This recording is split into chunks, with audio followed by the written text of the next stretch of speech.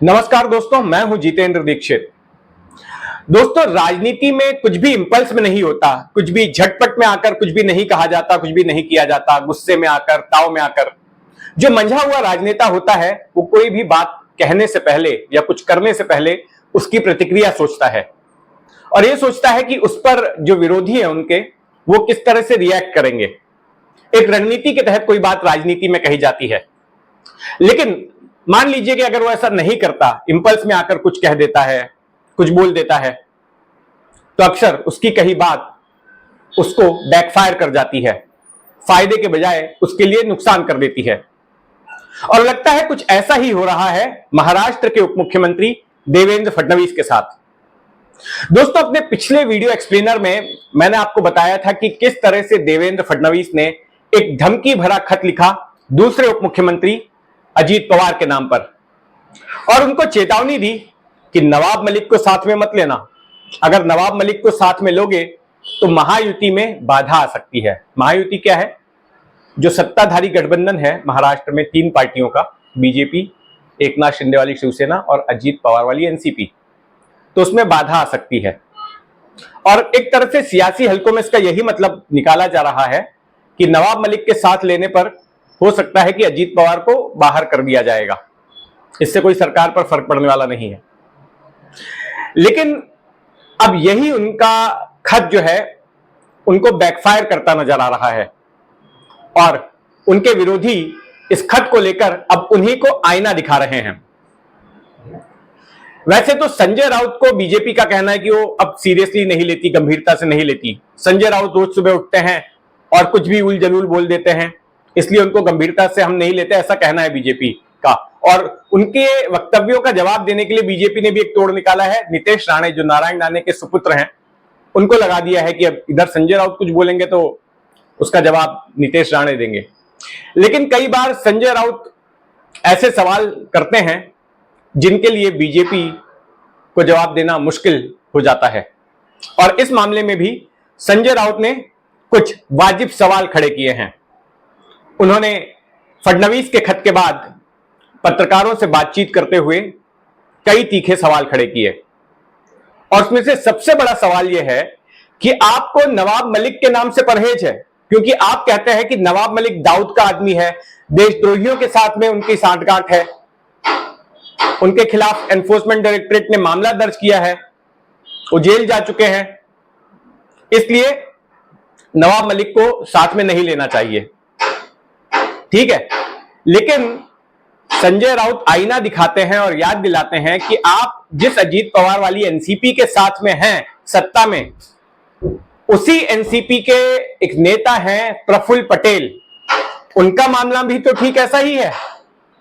उनके खिलाफ भी दाऊद के गुर्गे के साथ में व्यवहार करने का आरोप लगा। उनके खिलाफ भी एनफोर्समेंट डायरेक्टरेट ने जांच शुरू की, उनकी भी संपत्ति जब्त की गई। तो प्रफुल्ल पटेल आपको चल जाएंगे, लेकिन नवाब मलिक क्यों नहीं? यहां पर दोनों ही लोग अपने ऊपर लगे आरोपों से इंकार करते हैं, चाहे वो नवाब मलिक हो या फिर प्रफुल्ल पटेल हो, और दोनों ही को अभी तक अदालत ने दोषी नहीं ठहराया है। तो ऐसे में आप नवाब मलिक को तो टारगेट कर रहे हैं, लेकिन प्रफुल्ल पटेल को क्यों नहीं कर रहे? दरअसल प्रफुल्ल पटेल का मामला क्या है, मैं संक्षेप में आपको बताता हूं कि देखिए, प्रफुल्ल पटेल के खिलाफ भी एनफोर्समेंट डायरेक्टरेट ने मामला दर्ज किया था। दाऊद का एक गुर्गा था इकबाल मिर्ची, और उसके साथ प्रॉपर्टी के लेन देन को लेकर प्रफुल्ल पटेल की कंपनी है मिलेनियम डेवलपर्स नाम की, वर्ली इलाके में कुछ प्रॉपर्टी के लेन देन को लेकर मामला दर्ज किया था एनफोर्समेंट डायरेक्टरेट ने, और कार्रवाई भी की थी। और कार्रवाई ये हुई थी कि जो सीजे हाउस नाम की इमारत है, उस इमारत के 4 फ्लोर्स को, 4 मंजिलों को खाली करना पड़ा था प्रफुल्ल पटेल को। उनको जब्त कर लिया था एनफोर्समेंट डायरेक्टरेट ने। और जब यूपीए की सरकार थी, तब जब Praful Patel civil aviation minister थे, भारी उद्योग मंत्री थे, तब यही बीजेपी सोनिया गांधी से सवाल पूछती थी कि प्रफुल्ल पटेल को आपने मंत्रिमंडल में कैसे लिया? जो आदमी दाऊद के गुर्गों के साथ लेन देन करता है, उनके साथ व्यवहार करता है, उसको आप कैबिनेट में कैसे ले सकते हैं? लेकिन आज वो सत्ता में साझेदार हैं आपके साथ में, तो ये कैसे हो गया? तो यहां पर संजय राउत ये एक सवाल खड़ा करते हैं देवेंद्र फडणवीस से, और प्रफुल्ल पटेल का ही नाम नहीं लेते, वो नाम लेते हैं हसन मुशर्रफ का। उनके खिलाफ भी ईडी जांच कर रही है। वो नाम लेते हैं अजीत पवार का, जिनके बारे में बार बार बीजेपी आरोप करते आई है। याद कीजिए 2019 के चुनाव प्रचार के दौरान देवेंद्र फडणवीस किस तरह से सभाओं में घूम घूमकर अजीत पवार को धमकाते थे कि जब मेरी सत्ता आएगी तो फिर भ्रष्टाचार के मामले में अजीत पवार जेल की चक्की पीसिंग एंड पीसिंग एंड पीसिंग। शोले का वो डायलॉग तो याद होगा आपको। लेकिन बाद में क्या हुआ, एक दिन उन्हीं अजीत पवार के साथ सुबह सुबह इन्होंने शपथ ले ली मुख्यमंत्री पद की, और यहां पर उप मुख्यमंत्री पद मिल गया अजीत पवार को। वो क्या था? और तब पत्रकारों ने जब देवेंद्र फडणवीस से पूछा कि आपने ऐसा क्यों किया, तब देवेंद्र फडणवीस का यह तर्क था कि देखिए हमें जो है पॉलिटिकली इररिलेवेंट करने की कोशिश की जा रही थी, हमारा रेलेवेंस खत्म करने की कोशिश की जा रही थी, शिवसेना की ओर निशाना था, तो इसके लिए हमको ये कदम उठाना पड़ा। तो अच्छा, वहां पर आपको सत्ता में आने के लिए आपने अजीत पवार का साथ ले लिया जिसको आप भ्रष्टाचारी बता रहे थे, और यहां पर इस खत में आप अजीत पवार को ही लिखते हैं कि सत्ता तो आते जाती रहती है, देश सर्वोपरि है।